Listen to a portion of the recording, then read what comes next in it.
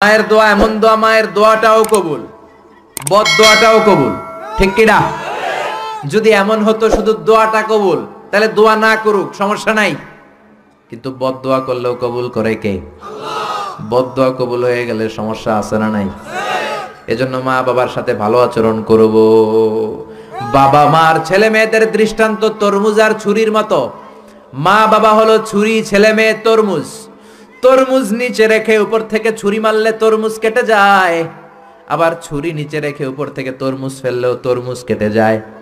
উভয় অবস্থায় তরমুজের ক্ষতি হয়, ছুরির কিছু হয় না। কথা বুঝতে পেরেছেন? এই জন্য যত বড় আল্লাহর ওলি আপনি হন না, মা বাবা বদদোয়া দিলে কিন্তু লেগে যাবে, ঠিক কিনা? বনি ইসরায়েলের একজন আবেদ ছিল, নাম জুরাইজ। নাম কি? বুখারীর বর্ণনা, প্রামাণ্য বর্ণনা আপনাদেরকে শোনাচ্ছি। জুরাইজ সে একজন অনেক বড় আল্লাহর ওলি। তাহাজ্জুদের নামাজ পড়তো রাতে। তাহাজ্জুদের নামাজ ছাড়া আল্লাহর ওলি হওয়া যায়? কথা বলেন।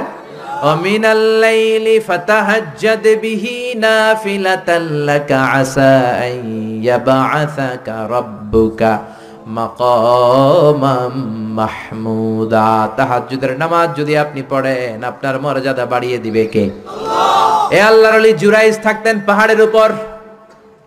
পাহাড়ের উপরে তাহাজ্জুদের নামাজ পড়ছেন। ইন দা মিন টাইম ওনার মা ওনাকে ডেকেছে, ইয়া জুরাইজ আশিবনি ময়া, পানি খাওয়া।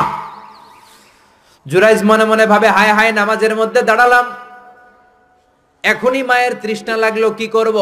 মায়ের ডাকে সাড়া দেব নাকি নামাজ চালিয়ে যাব? জুরাইজ মনে মনে ভাবে, কিছুক্ষণ পরে যে মাকে পানি খাওয়াবো, আগে নামাজটা পড়ি। কিছু সময় পর তার মা আবার ডাক দিল, ইয়া জুরাইজ। জুরাইজ আবার বিপদে পড়ে যায়, হায় হায়, কি করব? নামাজ পড়বো নাকি মারে পানি খাওয়াবো? আবার সিদ্ধান্ত নিল, না না, নামাজটা শেষ করে যাব। 3 বার ডাকার পরে জুরাইজ নামাজের কারণে মায়ের ডাকে সাড়া দেয় নাই। মায়ের মনের মধ্যে দুঃখ লেগেছে, মা তার মনে কষ্ট পেয়েছে। মুহূর্তের মধ্যে মা 2টা হাত তুলে আল্লাহর কাছে বদদোয়া দিয়েছে। কবুল করে নিয়েছে কে? আল্লাহ। ওই যে বলছি, মায়ের দোয়াও কবুল, বদদোয়াও। এটা কি মুফাসসিরে কোরআন নাকি হাফেজ না মাওলানা না আল্লাহর ওলি, ইট ডাজন্ট ম্যাটার, ওইটা কোনো বিষয় না। দোয়া করলেও কবুল, বদদোয়া তো কবুল। চিল্লা এখন ঠিক কি না? উনি দোয়া করলেন, আল্লাহুম্মা লা তুমিথু ইল্লা আন তুরিয়াহুল মুমিসাত। ও আল্লাহ, 3 বার ডাকলাম, পানি খাওয়ালো না, আমার মনে বড় দুঃখ লেগেছে। আল্লাহুম্মা লা তুমিথু ইল্লা আন তুরিয়াহুল মুমিসাত, আমি বদদোয়া দিলাম, বেশ্যা নারীর ফিতনায় না ফেলে জুরাইজকে মরণ দিও না। কবুল করে নিল কে? আল্লাহ। মা দোয়া করছে, আল্লাহ, আমার ছেলেরে তুমি বেশ্যা নারীর ফিতনায় ফেলে দিও। ঠিক তার 3 দিন পরে এক বেশ্যা নারী এসে তার দরজায় নক করতে শুরু করছে। তাহাজ্জুদের নামাজের পর জুরাইজ দরজা খুলে দেখে এক বেশ্যা নারী। বেশ্যা নারী বলে, দেখো আমি কত সুন্দরী, অনন্যা, সুস্নিগ্ধা, প্রিয়ংবদা, সুহাসিনী, সুকেশিনী, সুভাসিনী, অসূর্যম পশা, কাক পক্ষীও টের পাবে না, কেউ জানবে না তুমি আমার সাথে অপকর্ম করো। আল্লাহর ওলি জুরাইজ বলে, খবরদার, ওয়াল আয়াযু বিল্লাহ, আমি একজনকে ভয় পাই, তিনি কে? আল্লাহ। আল্লাহরে যারা ভয় পায় তাদের দ্বারা এই কাজ করা সম্ভব না, দূর হয়ে যা। আল্লাহর ওলি জুরাইজের সাথে সুবিধা করতে না পেরে বেশ্যা পাহাড় থেকে নেমে যায়। নেমে দেখে পাহাড়ের নিচে রাখাল শোয়া। রাখাল রে ঘুম থেকে উঠিয়ে বেশ্যা বলে, আমি কত সুন্দরী দেখো। রাখাল মনে মনে কয়, পাইছি তোরে। রাখাল আর বেশ্যা মিলে অপকর্ম করে জিনায় লিপ্ত হয়ে যায়। গভীর রাতে 2জন জিনা অপকর্ম করে, ব্যভিচার করে। আর ব্যভিচারের ফসল হিসেবে ওই বেশ্যা নারীর পেটের ভিতরে কিছুদিনের মধ্যেই সন্তান দিয়ে দেয় কে? আল্লাহ। দিন গড়িয়ে রাত আসে, মাস যে বছর আসে, 3 মাস যাওয়ার পর বেশ্যা নারীর পেটটারে উঁচা করে দিছে কে? আল্লাহ। এবার এলাকার লোকেরা ধরেছে, তুই তো বিয়ে করস নাই, পেটে বাচ্চা আসলো কেমনে? You didn't get married, from where did you get the baby? তোমার বিয়ে হয় নাই, তোমার হাজবেন্ড নাই, তোমার পেটে বাচ্চা আসলো কেমনে? বেশ্যা বলে, বাচ্চার বাবা হচ্ছে ওই আল্লাহর ওলি জুরাইজ। জুরাইজ আমার সাথে অপকর্ম করেছে রাতের আধারে, কেউ দেখে নাই। সবাই মিলে জুরাইজ রে ধরো, এটা ভণ্ড। কথাটা হাসানা মিসা? কত পার্সেন্ট মিসা? সবাই কয়, হায় হায়, এতদিন ভাবতাম আল্লাহর ওলি, এখন দেই ভণ্ড। দিনের বেলা তুমি জুব্বা পরো, তোমার কাছে পানি পড়ার জন্য যাই, আর রাতের বেলা অপকর্ম। আজকে তোর ভণ্ডামি ছুটামো। উপর মে পাক সাফ, আন্দার মে খালাত মালাত। উপর দিয়া তুমি অনেক ভালো জুরাইজ, ভিতরে তোমার এত গোলমাল। উপর দিয়া ফিটফাট, ভিতর দিয়া সদরঘাট। আজকে তোর সদরঘাট বাড়ি করো। সবাই লাঠি সোটা নিয়ে তার গির্জা ভাঙতে গিয়েছে।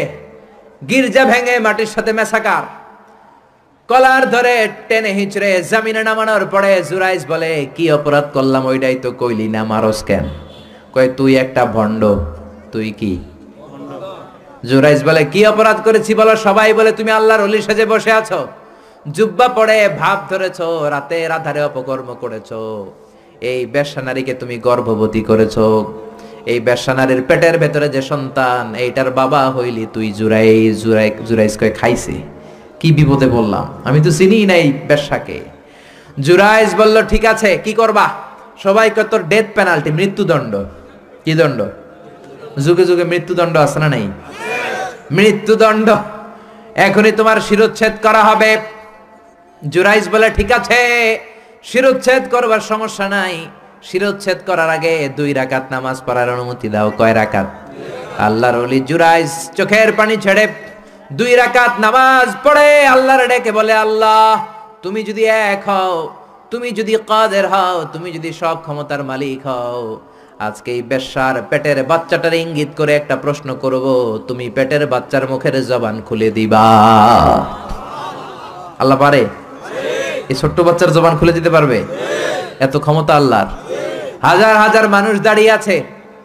2 রাকাত নামাজের পর জুরাইজ বেশ্যারে ডেকে বলে, বেশ্যা দিকে আয়, তোর পেটের বাচ্চার বাবাকে। কয়, আননে। জুরাইজ কয়, সর্বনাশ। এবার বলে, আরো কাছে আয়। কাছে আসার পরে বেশ্যার পেটের দিকে ইঙ্গিত করে পেটের বাচ্চারে ডেকে বলে, কুলমান হুয়া আবুক, তোমার বাবাকে বলো। সবাই হাসে। সবাই কয়, পেটের বাচ্চা, 3 মাসের বাচ্চা, এটা তো মানুষই হয় না, এটা এখন রক্ত মাংসে ছোট্ট একটা গোশতের টুকরো, এটা কথা বলবে কেমনে? জুরাইজ ডেকে বলল, পেটের বাচ্চা, তুমি যদি এক আল্লাহর আদেশে মায়ের পেটে এসে থাকো, তোমারে প্রশ্ন করব, তুমি উত্তর দাও। মান হুয়া আবুক, হু ইজ ইউর ফাদার? তোমার পিতাকে? হাজার হাজার মানুষকে তাজ্জব করে বেশ্যার পেটের ভেতর থেকে মানুষের মতো আওয়াজ আসতে শুরু করলো। পেটের ভেতর থেকে ছোট্ট বাচ্চা বলে, আনতা লাস্তা আবি, আপনি আমার বাবা নন। ওই যে সিপাহি দাঁড়ায় আছে, আর রাই হুয়া আবি, ওই রাখাল হলো আমার বাবা। আল্লাহু আকবার। সবাই বলে, জুরাইজ, তুমি তো ভণ্ড না, আসলে আল্লাহর ওলি, আমাদেরকে মাফ করে দাও, তোমার গির্জা আমরা স্বর্ণ দিয়ে বানায় দেব। জুরাইজ বলে, স্বর্ণ দিয়ে বানানোর দরকার নাই, মাটি দিয়ে বানায় দিলেই চলবে। ও মিয়া, এত বড় আল্লাহর ওলি, উনিও মায়ের বদদোয়া থেকে রেহাই পায় নাই। বুঝতে পেরেছেন? মায়ের বদদোয়ার কারণে অপদস্থ হওয়া লেগেছে। চিল্লায় বলেন ঠিক কি না? এজন্য কত বড় নেয়ামত যে আমাদের ঘরে আছে আমরা নিজেরা চিনি না।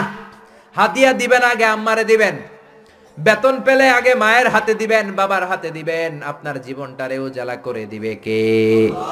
কি রহমত, কি বরকত, কি নেয়ামত ঘরে রেখেছে আল্লাহ, আমরা চিনলাম না। ঠিক কি না? বিশ্বনবী মসজিদ নববীর প্রথম মিম্বারে পা রেখে আওয়াজ করে বললেন আমিন। দ্বিতীয় মিম্বারে পা রেখে আওয়াজ করে বললেন আমিন। তৃতীয় মিম্বারে পা রেখে আওয়াজ করে বললেন আমিন। সাহাবারা বললেন, ও নবী, 3 বার কেন আমিন বললেন? বুঝি নাই। বিশ্বনবী বললেন, প্রথম মিম্বারে যখন পা রেখেছি, জিব্রাইল এসে বলেছে, রমজান পাওয়ার পরেও ইবাদত করে যে গুনাহ মাফ করতে পারে নাই, তার উপর আল্লাহর লানত। আমি বিশ্বনবী বলে দিয়েছি আমিন। দ্বিতীয় মিম্বারে পা রেখেছি, জিব্রাইল এসে বলেছে, আমি বিশ্বনবীর নাম শোনার পরেও যারা আমার উপরে দুরূদ পড়ে নাই, তাদের উপরে আল্লাহর লানত। আমি নবী বলে দিয়েছি আমিন। সবাই পড়েন সাল্লাল্লাহু আলাইহি ওয়াসাল্লাম। 3 নাম্বার মিম্বারে পা রাখার পরে জিব্রাইল এসে বলে, মা বাবা একজনকে কিংবা 2 জনকে বার্ধক্যে উপনীত পাওয়া অবস্থায়, বয়স্ক অবস্থায়, পাওয়া অবস্থায় মা বাবার খেদমত করে যারা জান্নাত কামাতে পারে নাই, তাদের উপর আল্লাহর লানত। আমি বলেছি আমিন। এজন্য মা বাবার খেদমত করলে জান্নাতটারে উন্মুক্ত করে দিবে কে? আল্লাহ। বিষ্ণু বললেন, মা বাবা 2 জনের সাথেই ভালো আচরণ করবা, বিশেষ করে মায়ের সাথে।